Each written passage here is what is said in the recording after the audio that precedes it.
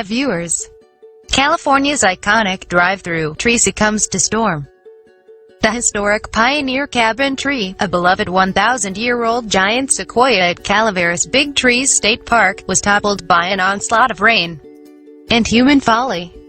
If this were an ordinary obituary, we'd talk about where the deceased was born and raised and the highlights of their life. In this case, it's different, though the life was no less extraordinary than most dignitaries'.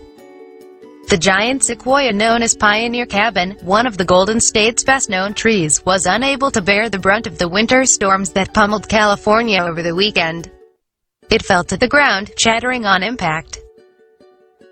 A member of the giant sequoia grove in Calaveras Big Trees State Park, Pioneer Cabin stood among 250 tall trees estimated to be more than 1,000 years old. Pioneer stood apart, however, thanks to the tunnel carved into the trunk, which brought the towering tree much acclaim, but may have been the cause of its demise as well. The tree was hollowed out in the 1880s, an attempt to lure tourists in the fashion of Yosemite's famed Wawana Tunnel tree. At the time, the Pioneer Cabin Grove was part of a private resort. Visitors could drive through the tree and it shot to fame, but, no surprise, the giant gaping hole in its trunk was not easy to endure. Because of the huge cut, this tree can no longer support the growth of a top, which you can see lying on the ground if you walk through the tunnel, a park guide notes. The opening also has reduced the ability of the tree to resist fire. At some point, the tunnel was closed to vehicular traffic and only open to hikers. A volunteer at the park gym all day said the beauty fell down about 2 p.m. on Sunday and shattered on impact. When I went out there Sunday afternoon, the trail was literally a river. The trail is washed out, Alday says. I could see the tree on the ground. It looked like it was laying in a pond or lake with a river running through it.